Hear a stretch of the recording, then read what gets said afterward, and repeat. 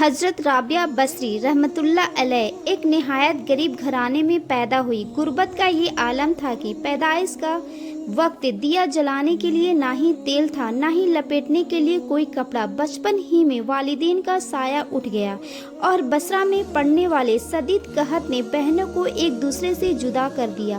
افراتفری کے عالم میں ظالم شخص نے حضرت رابعہ بصری رحمتullah علیہ کو پکڑ لیا، بطور کنیز غلام کے بازاروں میں فروخت کر دیا۔ جس شخص نے آپ کو خریدا نہایت سخت گیر اور دنیا داری تھا۔ وہ آپ سے دن بھر کا سخت کام کراتا، صبح سویرے اٹھتی، گھر کا کام کرتی، پانی بھر کر لاتی اور مالک کے حکم کی تعمیل میں ایک لمحہ بھر بھی سستی نہیں کرتی۔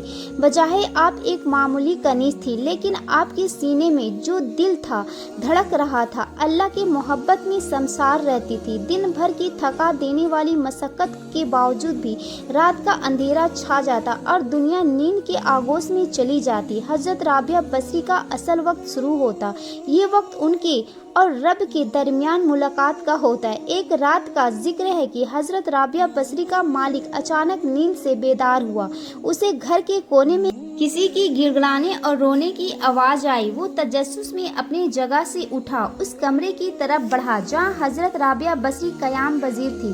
دروازے کی درار سے اس نے جو منظر دیکھا اس کے وجود کو ہلا کر رکھ دیا۔ اس نے دیکھا کہ رابعہ سجدے میں پڑی ہے، آنکھوں سے آنسو گر رہے ہیں اور اپنے رب سے دعا مانگ رہی ہے۔ ان کے الفاظ کچھ یوں تھے: اے میرے پروردگار، میرے دل کی آرزو تیری اطاعت میں ہے اور میری آنکھوں کی ٹھنڈک تیری عبادت میں ہے۔ میرا معاملہ میرے بس میں ہوتا تو میں تیری یاد میں ایک پل بھی غافل نہیں ہوتی، رات دن تیری ہی عبادت کرتی، لیکن تو نے مجھے لوگوں کا غلام بنا دیا ہے، اس لیے تیری بارگاہ میں دیر سے حاضر ہوتی ہوں۔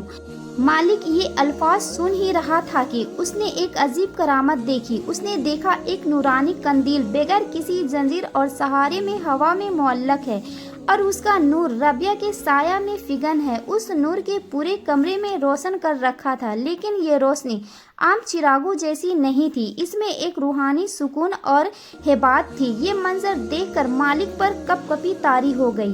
احساس ہوا کوئی معمولی کنیز نہیں ہے بلکہ اللہ کی کوئی نیک بندی ہے۔ وہ ڈر گیا، اگر میں اللہ کے نیک بندی کی خدمت لیا تو اللہ کا عذاب نازل ہو جائے گا۔ ساری رات بے چین رہا اور صبح کا انتظار کرنے لگا۔